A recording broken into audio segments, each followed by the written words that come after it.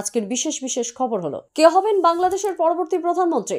দিল্লিতে আজ বাংলাদেশ নিয়ে সর্বদল বৈঠক মোদীর। দেশ ছাড়ুন, হিন্দুদের বাড়ি বাড়ি গিয়ে হুমকি বিএনপি জামায়াত সন্ত্রাসীদের। বন দপ্তরের কোয়ার্টার গুড়িয়ে তৈরি তৃণমূল নেতার প্রাসাদের মতো বাড়ি তোলপাড়। তৃণমূলের হেভিওয়েট সাংসদকে ফোন অমিত শাহর, শুরু জল্পনা। বৃষ্টি বাড়বে দক্ষিণবঙ্গে, উত্তরে জারি কমলা সতর্কতা, জানালেন হাওয়া অফিস। প্রতিদিন নিয়মিত সঠিক খবর শোনার জন্য আমাদের চ্যানেলটিকে সাবস্ক্রাইব করুন। আসছে বিস্তারিত খবরে। প্রতিবেশী দেশে অগ্নিগর্ভ পরিস্থিতি জ্বলছে গোটা দেশ। এই পরিস্থিতিতে ভারতের সীমান্তবর্তী এলাকাগুলিতে জারি করেছে হাই অ্যালার্ট। এর মধ্যে আচমকা দিল্লি উড়ে গেলেন রাজ্য বিধানসভার বিরোধী দলনেতা শুভেন্দু অধিকারী। কেন, কি কারণ, সেই বিষয়ে দিল্লি যাওয়ার আগে সাংবাদিকদের কাছে কিছুই খোলাসা করলেন না তিনি। সূত্রের খবর, সাম্প্রতিক পরিস্থিতির প্রেক্ষিতে কেন্দ্রীয় স্বরাষ্ট্রমন্ত্রী অমিত শাহর সঙ্গে দেখা করতেই দিল্লি যাচ্ছেন শুভেন্দু অধিকারী।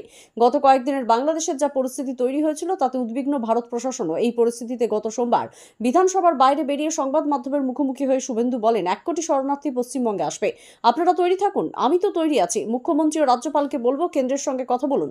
শেখ হাসিনা দেশ ছাড়তেই ভারত বাংলাদেশ সীমান্তে হাই অ্যালার্ট জারি করা হচ্ছে। বাংলাদেশের প্রত্যেকটি সীমান্তে চলছে কড়া নজরদারি।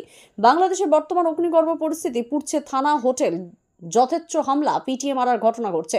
সূত্র মারফত খবর, সোমবার সকাল থেকে রাত পর্যন্ত অন্ততপক্ষে 109 জনের মৃত্যু হয়েছে। এই পরিস্থিতিতে বাংলাদেশের সংখ্যালঘুরা অত্যন্ত আতঙ্কিত। শুভেন্দু অধিকারীর হঠাৎ করে দিল্লি উড়ে যাওয়া নিয়ে রাজনৈতিক মহলেও একটি শোরগোল তৈরি হয়েছে। প্রিয় দর্শক, আমরা এই ভিডিওটিতে 2000 লাইক এবং 1000 সাবস্ক্রাইব টার্গেট করেছি, তাই আমাদের টার্গেটটি সম্পূর্ণ করবেন এবং কোন জেলা থেকে দেখছেন কমেন্ট করে জানাবেন। আসি পরবর্তী খবরে। তৃণমূলের এক নেতা দলে যোগদান করাচ্ছেন, আর এক নেতা বলছেন দলের লোকই পতাকা ধরাচ্ছেন। জলপাইগুড়িতে শাসক শিবিরে আপাতত এই ছবি ঘিরে জোর তরজা শুরু হয়েছে। তৃণমূল নেতা এসসি ওবিসি সেলের জেলা সভাপতি কৃষ্ণ দাস বরম তৃণমূলেরই টাউন ব্লক সভাপতি তপন বন্দ্যোপাধ্যায়ের এই তরজা এখন শাসক বিরোধী সব শিবিরেই আলোচ্য বিষয়। এবারে লোকসভা ভোটে জলপাইগুড়ি পুরসভার 25টি ওয়ার্ডে তৃণমূল 17,000 ভোটে পিছিয়ে ছিল, 21-এর বিধানসভা ভোটেও পিছিয়ে ছিল। অথচ গত পুরনির্বাচনে 25টি ওয়ার্ডের মধ্যে 22টি ওয়ার্ডে জিতেছিল তৃণমূল। তৃণমূলের টাউন ব্লক সভাপতি তপন বন্দ্যোপাধ্যায় আবার 15 নম্বর ওয়ার্ডের কাউন্সিলরও। তার ওয়ার্ডেই একটি যোগদান কর্মসূচি হয়। কৃষ্ণ দাসের উপস্থিতিতে যোগদান হয় 40টি পরিবারকে তৃণমূলে যোগদান করান বলেও দাবি করেন। আর এরপরেই তপন বন্দ্যোপাধ্যায় সোমবার বিকেলে সাংবাদিক সম্মেলন ডাকেন। দাবি করেন এই যোগদানের কোনো বৈধতা নেই। বাংলাদেশের সঙ্গে কয়েক হাজার কিলোমিটার বাংলাদেশের সঙ্গে কয়েক হাজার কিলোমিটার সীমান্ত ভাগ করে নিয়েছে পশ্চিমবঙ্গ। বাংলাদেশের অরাজক পরিস্থিতির প্রভাব পশ্চিমবঙ্গে সবার আগে পড়তে পারে। সে কারণে আগে থেকে সতর্ক হলেন মুখ্যমন্ত্রী মমতা বন্দ্যোপাধ্যায়। তিনি রাজ্যবাসীকে এবং সব রাজনৈতিক দলকে অনুরোধ করেছেন বাংলাদেশ নিয়ে কোনো রকম পোস্ট যেন সোশ্যাল মিডিয়ায় না করেন। বাংলাদেশ ইস্যুতে কেন্দ্র যে পথে চলবে, রাজ্য সেই পথেই চলবে বলে জানিয়েছেন মুখ্যমন্ত্রী মমতা বন্দ্যোপাধ্যায়। প্রসঙ্গত উল্লেখ্য, কয়েকদিন আগে বাংলাদেশে অশান্তির আবহেই কেউ বাংলায় আশ্রয় চাইলে সীমান্ত খুলে দেওয়ার কথা বলেছিলেন মমতা বন্দ্যোপাধ্যায়। আর সেই মন্তব্য নিয়ে তীব্র সমালোচনা শুরু হয়েছে। সীমান্ত কেন্দ্রের ইস্যু যেখানে কি পদক্ষেপ করা হবে সেটা রাজ্য সরকার সিদ্ধান্ত নিতে পারে না বলে আক্রমণ শানিয়েছিল বিজেপি। সোমবার বাংলাদেশের হাসিনা সরকার পদত্যাগের পরেই চরম অরাজক পরিস্থিতি তৈরি হয়েছে সেখানে। বাংলাদেশের অশান্তিতে ইতিমধ্যে 300 জনের মৃত্যু হয়েছে। বিক্ষোভকারীরা বারবারই শেখ হাসিনার পদত্যাগের দাবি করেছিলেন। তারপরেই সোমবার দুপুর 2:30 নাগাদ শেখ হাসিনা প্রধানমন্ত্রীর পদ থেকে ইস্তফা দিয়ে দেশ ছাড়েন। বোন রেহানাকে সঙ্গে নিয়ে কপ্টারে তিনি ভারত আগরতলায় পৌঁছান। সেখান থেকে বিমানে করে দিল্লির পথে রওনা দিয়েছেন বলে জানা গিয়েছে। শোনা যাচ্ছে দিল্লি থেকে তিনি লন্ডনে উড়ে যাবেন। ইতিমধ্যেই ঢাকা বিমানবন্দরের সব উড়ান বাতিল করা হয়েছে। আগামী 48 ঘন্টার মধ্যে অন্তর্বর্তী সরকার গঠন করার প্রতিশ্রুতি দিয়েছেন। বাংলাদেশের রাষ্ট্রপতির সঙ্গে কথা বলে দ্রুত সরকার গড়া হবে বলে জানিয়েছেন সেনাপ্রধান। দেশবাসীকে শান্তিপূর্ণভাবে অপেক্ষা করার অনুরোধ করেছেন তিনি। কার্ফু উপেক্ষা করে লক্ষ লক্ষ মানুষ রাজপথে নেমেছেন বলে জানা গেছে।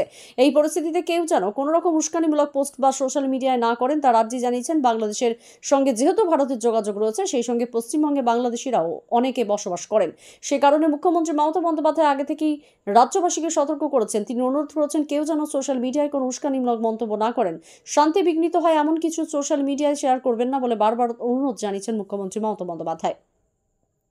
পশ্চিমবঙ্গ সরকার কেন ডেঙ্গির তথ্য কেন্দ্রের কাছে নথিভুক্ত করছে না? তথ্য লুকানোর কি আছে?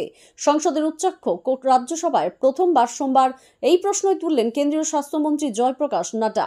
পাল্টা জবাব দিলেন রাজ্যের স্বাস্থ্য দপ্তরের স্বাধীন দায়িত্বপ্রাপ্ত মন্ত্রী চন্দ্রিমা ভট্টাচার্য।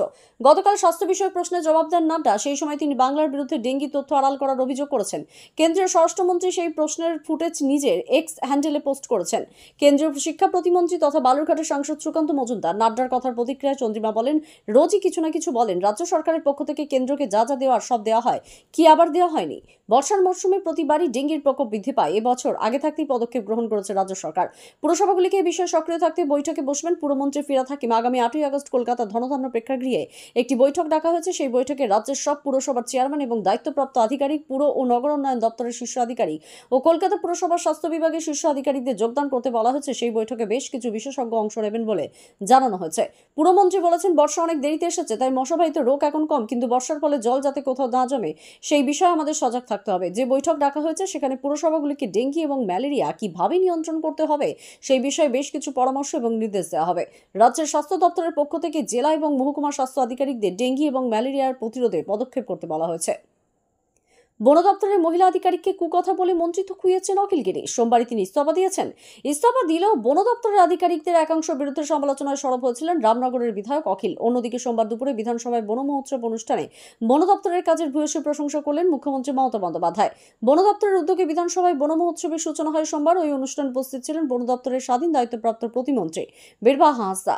বীরভাকে পাশে বসেই মমতা বলেন, বন দপ্তরের অনেক কাজ হয়েছে। গোটা সুন্দরবনে 20 কোটিরও বেশি ম্যানগ্রোভ গাছ লাগানো হয়েছে, যা নদী ভাঙন রুখতে গুরুত্বপূর্ণ ভূমিকা গ্রহণ করেছে।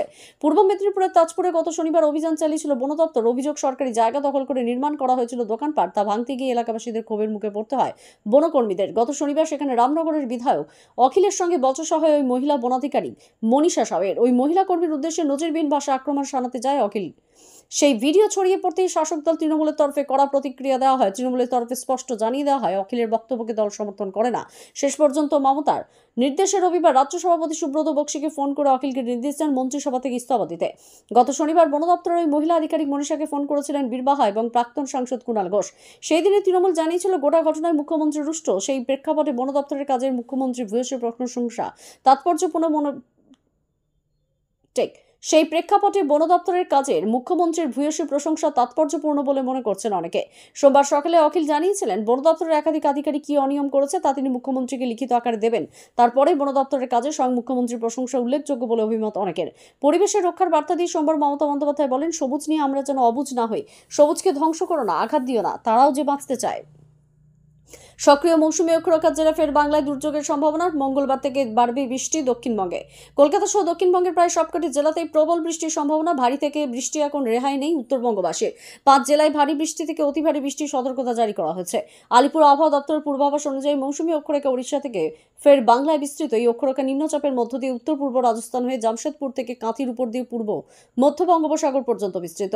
পূর্ব পশ্চিম অক্ষরেখা রাজস্থান থেকে নিম্নচাপের উপর দিয়ে ওড়িশা পর্যন্ত বিস্তৃত। অসমের উপর রয়েছে আরও একটি ঘূর্ণাবর্ত। মৌসুমী অক্ষরেখার প্রভাবে বৃষ্টি চলবে উত্তর ও দক্ষিণবঙ্গে। মঙ্গলবার ভারী বৃষ্টি হতে পারে পুরুলিয়া, বাঁকুড়া, পশ্চিম বর্ধমান এবং পূর্ব ও পশ্চিম মেদিনীপুরে। বুধবার ঝাড়গ্রাম, পূর্ব মেদিনীপুর এবং দক্ষিণ 24 পরগনায় মাঝারি বৃষ্টির সম্ভাবনা। বাকি জেলাতে হালকা বৃষ্টির সম্ভাবনা। শনি এবং রবিবার বৃষ্টি বাড়তে পারে দক্ষিণবঙ্গের জেলাগুলিতে। উত্তরবঙ্গে হতে পারে ভারী বৃষ্টি। হাওয়া অফিস তরফে কমলা সতর্কতা জারি করা হয়েছে। মঙ্গলবার দার্জিলিং, কালিম্পং জেলায় অতি ভারী বৃষ্টির সম্ভাবনা। আলিপুরদুয়ার, কোচবিহার ও জলপাইগুড়িতে ভারী বৃষ্টির কমলা সতর্কতা জারি করা হয়েছে। মাঝারি বৃষ্টিতে ভিজতে পারে মালদহ, উত্তর ও দক্ষিণ দিনাজপুর। বুধ ও বৃহস্পতিবার দার্জিলিং, কালিম্পং, আলিপুরদুয়ার এবং জলপাইগুড়িতে ভারী বৃষ্টির পূর্বাভাস। বাকি 3 জেলাতেও বজ্রবিদ্যুৎ সহ হালকা থেকে মাঝারি বৃষ্টির সম্ভাবনা। বাংলা ছাড়াও হিমাচল প্রদেশ, উত্তরপ্রদেশ, রাজস্থান, মধ্যপ্রদেশ, বিহার, ঝাড়খণ্ড, উড়িষ্যা, অরুণাচল প্রদেশেও ভারী বৃষ্টির সম্ভাবনা রয়েছে। প্রধানমন্ত্রী শেখ হাসিনার পদত্যাগের দাবি করেছিল। সোমবার দুপুরে পদত্যাগ করে দেশ ছাড়েন টানা 15 বছর প্রধানমন্ত্রী থাকা শেখ হাসিনা। তারপরেও হিংসায় শতাধিক মানুষের মৃত্যু হয়েছে বাংলাদেশে। জ্বলছে আওয়ামী লীগের নেতা মন্ত্রী থেকে শুরু করে সংখ্যালঘুদের বাড়িঘর। সংকট তৈরি হয়েছিল আগেই, কিন্তু তা ঘনীভূত হয় সোমবার সকালে। পরিস্থিতি দ্রুত অবনতি হতে থাকে। প্রধানমন্ত্রী পদত্যাগের দাবি করে লাখো উন্মত্ত জনতার ঢাকার দিকে এগোতে থাকে, যাদের লক্ষ্য প্রধানমন্ত্রীর সরকারি বাসভবন, গণভবন।